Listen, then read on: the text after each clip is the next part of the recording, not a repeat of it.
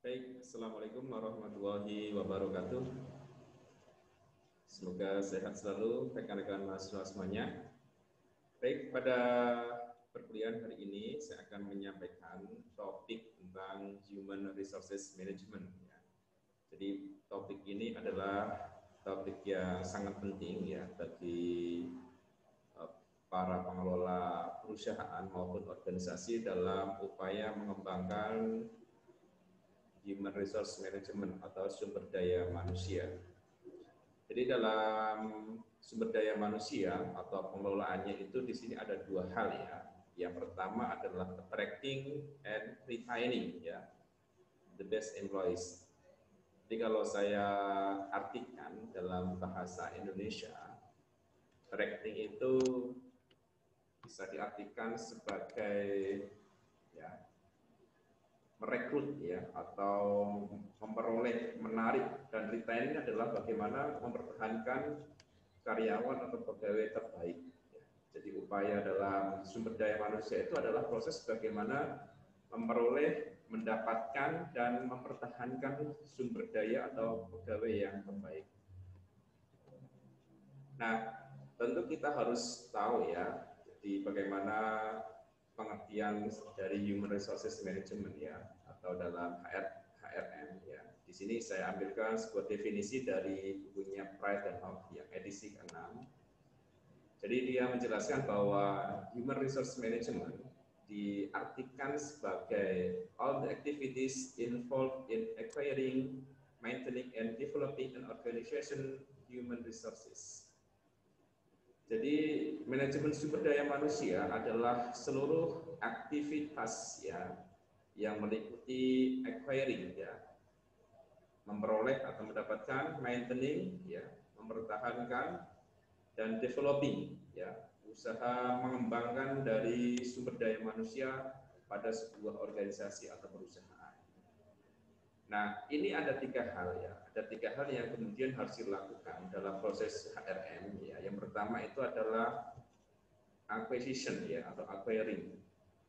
Nah, acquisition ini adalah proses bagaimana ya memperoleh atau mendapatkan, menarik semua sumber daya manusia yang terbaik ya.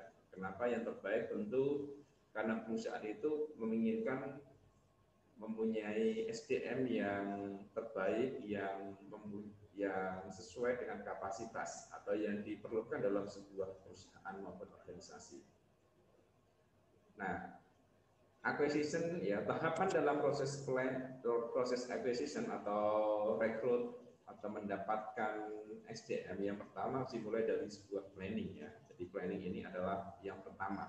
Seperti fungsi manajemen yang pertama adalah planning. Jadi perencanaan.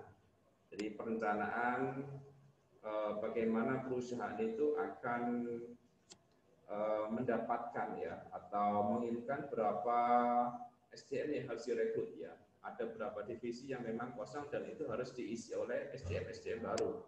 Nah, proses di sini namanya planning ya. Jadi memastikan keseluruhan SDM yang dibutuhkan dalam sebuah organisasi perusahaan. Jadi jangan sampai perencanaan rekrutmen ini di luar perencanaan ya, artinya misalkan terlalu banyak atau terlalu berlebihan atau malah kurang, nah jadi makanya sebuah perencanaan. Yang kedua pada tahap acquisition ya, tahap yang acquisition yang kedua adalah job analysis ya atau analisis pekerjaan. Job analysis ini fungsinya adalah ya memetakan sumber daya manusia yang akan direkrut ya, berapa jumlah yang harus direkrut ya, divisi apa saja yang memang dibutuhkan untuk diisi oleh SDM baru ya, maka dibutuhkan job analysis. Maka biasanya manajer-manajer itu melakukan sebuah meeting ya atau melakukan sebuah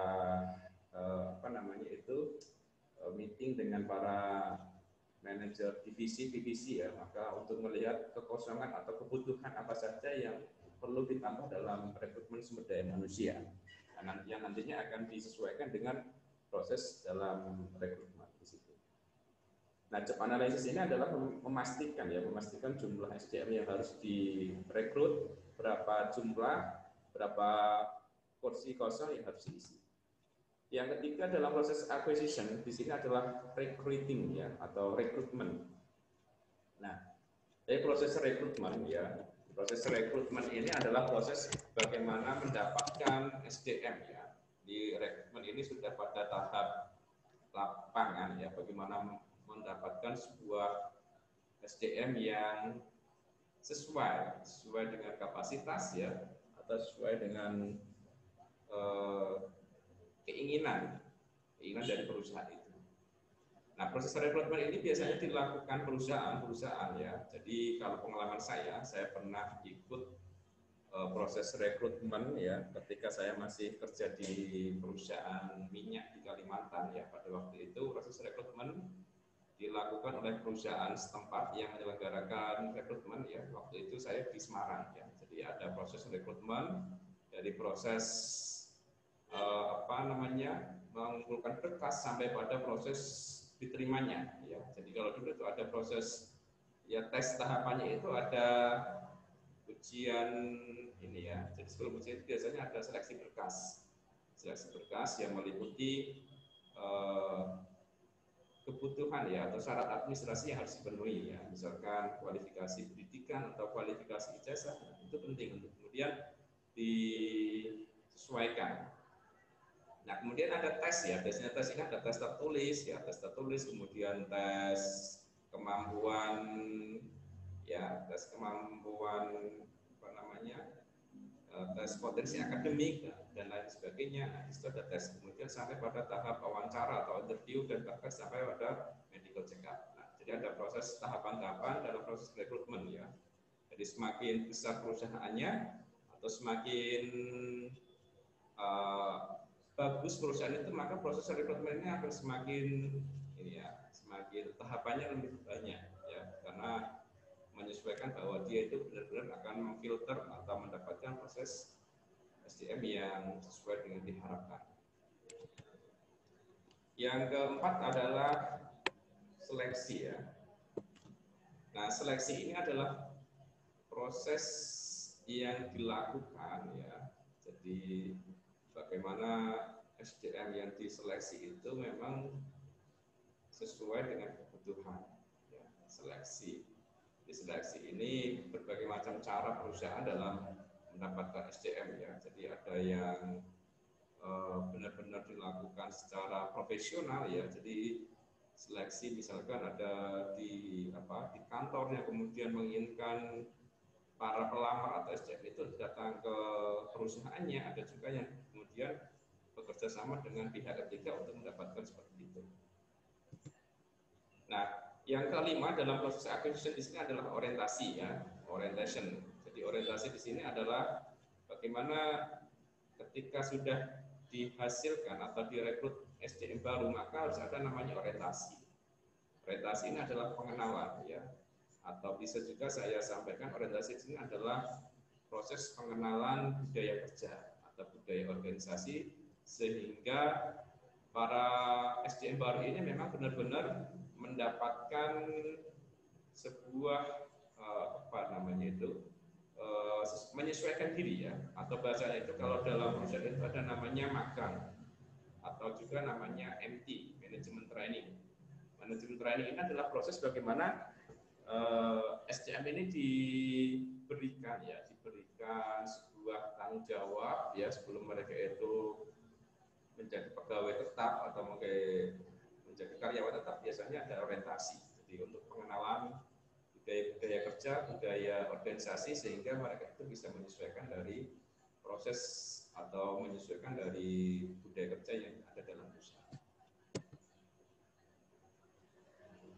Nah, dalam konsep ya atau dalam proses yang kedua dalam HRM Human Resources Management, yang pertama tadi adalah acquisition, yang kedua adalah maintaining ya. Jadi maintaining di sini artinya adalah bagaimana perusahaan itu maintaining ya atau mempertahankan dari SDM yang sudah direkrut ya. Jadi proses maintaining ini jadi penting untuk dilakukan oleh seorang perusahaan. Ya. Jadi maintaining ini adalah untuk mengurangi karyawan yang sering ya turnover ya, tingkat keluar masuk karyawan yang sangat tinggi karena mungkin yang dirasa oleh karyawan yang keluar tadi adalah karena dia itu tidak dia tidak merasa nyaman maupun tidak bisa mengikuti dalam proses. Nah, maintenance di sini ya, ini biasanya berupa tentang kenyamanan ya atau employee relation, relasi karyawan satu dengan lainnya. Jadi sangat penting ya. Jadi bagaimana karyawan itu mempunyai hubungan emosi atau hubungan yang baik antara karyawan satu dengan lainnya, ya, karyawan dengan pimpinannya, bahkan karyawan dengan seluruh SDM atau pegawai yang ada dalam sebuah perusahaan. Makanya biasanya perusahaan itu melakukan ada namanya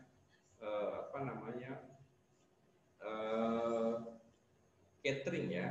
Jadi family catering itu adalah salah satu upaya perusahaan untuk employee relation ya. Jadi untuk mempererat hubungan secara emosi atau secara pertemanan antara perusahaan karyawan satu dengan yang lainnya. Yang kedua tentang maintenance di sini ya, jadi tidak hanya pada employee relation ya, jadi untuk mempertahankan, untuk membuat rasa nyaman ya pegawai atau karyawan itu, maka ada namanya kompensasi ya. Kompensasi ini ya bisa berupa salary atau gaji, kemudian bonus atau bahkan fasilitas-fasilitas yang diberikan perusahaan selama pegawai atau karyawan bekerja di situ. Ini adalah salah satu bagaimana, karena memang kompensasi ini juga penting ya, penting ketika perusahaan itu memberikan kompensasi yang layak, maka karyawan akan berpikir bahwa dia itu merasa cukup ya untuk memenuhi kebutuhan dirinya bahkan keluarganya selama dia bekerja mengabdi dalam perusahaan tersebut. Nah, kompensasi ini ya bisa berupa kompensasi yang berwujud maupun tidak berwujud ya. Jadi misalkan fasilitas kesehatan, ya, fasilitas di masa tua, nah, atau bahkan pensiun yang ada di dalam perusahaan itu memberikan. Nah, ini menjadi sebuah kompensasi yang merupakan sangat berpengaruh besar terhadap kenyamanan atau pertahanan para pegawai karyawan yang ada di dalam. Yang selanjutnya adalah benefit ya, jadi keuntungan. Jadi keuntungan yang pegawai atau karyawan yang selama bekerja di situ. Keuntungan apa sih yang selain dia mendapatkan kompensasi, apakah ada keuntungan yang lainnya? Misalkan ini menjadi sebuah pertimbangan ya, atau membuat seseorang itu betah atau karyawan itu betah dalam sebuah kerja di perusahaan. Yang kelima adalah development proses ya.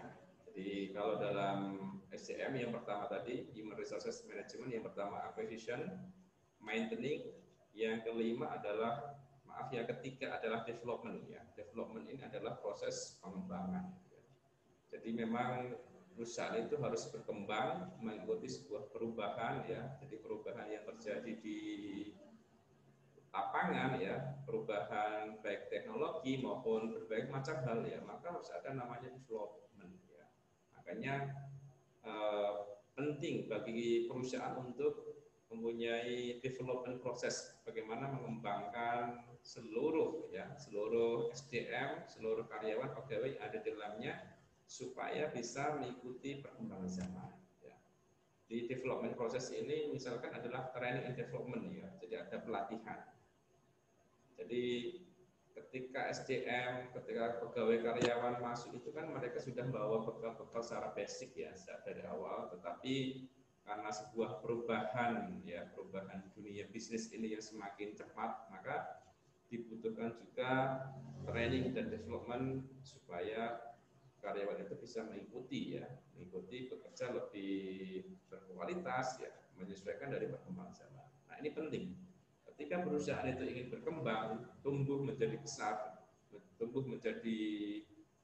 maka harus ada namanya pelatihan dan pengembangan pula terhadap SDM yang ada di dalam. Dan selanjutnya dalam proses development-nya adalah performance appraisal ya, atau proses bagaimana perusahaan itu melakukan sebuah penilaian kinerja. Nah, penting bagi sebuah organisasi perusahaan itu untuk melakukan penilaian kinerja ya. Karena apa? Karena penilaian kinerja ini punya fungsi ya, bagaimana perusahaan ya itu menilai sejauh mana apakah pegawai itu sudah bekerja sesuai dengan standar ya, standar yang ditentukan oleh perusahaan itu. Jadi untuk mengukur ya, mengukur ketercapaian apa yang dilakukan oleh karyawan, maka perusahaan harus melakukan namanya performance appraisal ya, atau penilaian kinerja. Jadi penilaian kinerja yang dilakukan secara rutin, secara berkala, maka itu akan bisa memetakan ya, memberikan memberikan pandangan ya, hasil terhadap apakah benar-benar karyawan itu bekerja secara maksimal dan sesuai dengan standar yang telah ditentukan.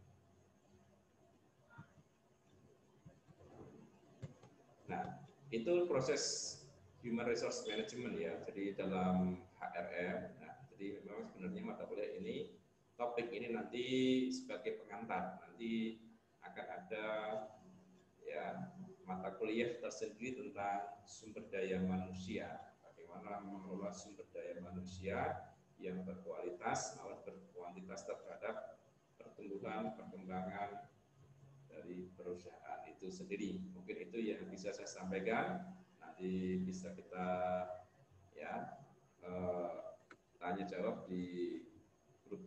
Terima kasih. Assalamualaikum warahmatullahi wabarakatuh.